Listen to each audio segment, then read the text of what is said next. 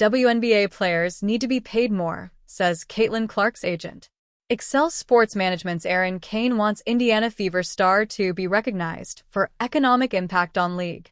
Caitlin Clark's agent doesn't think it's possible for the Women's National Basketball Association, WNBA, to pay the Indiana Fever star her true worth. Clark was part of a standout draft class that helped power the WNBA to various viewership and attendance milestones in the 2024 campaign, including the league's most-watched regular season in 24 years. A study from ReloMetrics also found that the WNBA delivered a record $136 million in media value for sponsors during the 2024 regular season, with 45% of total broadcast value coming from Clark's Indiana Fever. The league also achieved a 322% rise in online searches last year, more than any other sport property, according to Red Torch's latest Sport on Social report. Clark's impact on the WNBA was further highlighted by research from Dr. Ryan Brewer, associate professor of finance at Indiana University Columbus, who calculated that the 23-year-old's economic impact on the city of Indianapolis was upwards of $36 million.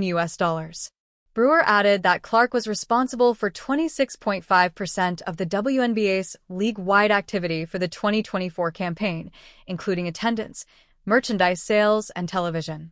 One of every 6 tickets sold at a WNBA arena can also be attributed to Clark.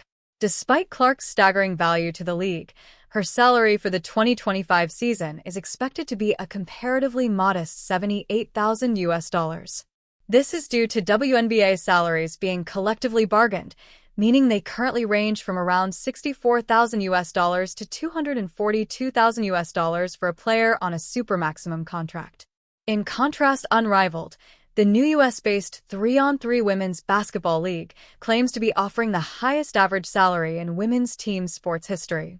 Reports suggest each player will earn at least $222,000, which is close to what Jackie Young, the best-paid player in the WNBA, earned from the 2024 season, though it's worth noting that Unrivaled's roster is about a quarter of the size. According to Erin Kane, Clark's agent at Excel Sports Management, her client needs to be paid more but reckons that may never be achievable. Will Caitlin Clark ever be paid by the WNBA what she's really worth to that league? I don't think that's possible, Kane told ESPN. She's part of a larger player body. They all need to be paid more. She should be recognized for what she has done and what she's brought to the league from an economic standpoint. It's as simple as that. The Women's National Basketball Players Association, WNBPA, opted out of the league's collective bargaining agreement, CBA, last October, stating that players are seeking a business model that reflects their true value, encompassing higher salaries, among other benefits. The potential for a work stoppage remains if a new CBA isn't reached by the end of the 2025 season, but Kane is hopeful of a progressive negotiation. The most important thing always has been getting WNBA players paid for what they do on the court, she said. I'm very, very hopeful for this CBA negotiation that it will be progressive and move the line forward a lot. The WNBA is due to receive as much as $2.2 billion over 11 years from the 2026 season as part of the National Basketball Association's, NBA, next domestic broadcast rights deals, with the league also set to offer 2 additional packages of matchups independent of the NBA, which could push revenues even higher, possibly as high as $260 million a season. The WNBA currently makes around $60 million annually from its current domestic media contracts. Despite the numerous upticks, the New York Post reported last October that the WNBA was set to lose $40 million in the 2024 season.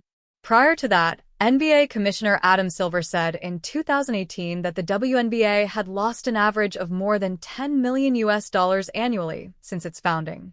The NBA currently owns about 60% of the WNBA, and Kane is keen for the latter to operate more independently to ensure its interests are put first. I think we're ready for a spin-off from the NBA, said Kane. I just think that the NBA is incentivized to make decisions that are good for the NBA, and those are not always aligned with what's good for the WNBA. And so, for the sake of the league that I work in, I want women and women's basketball to be able to make clean, clear choices that are in their own best interest.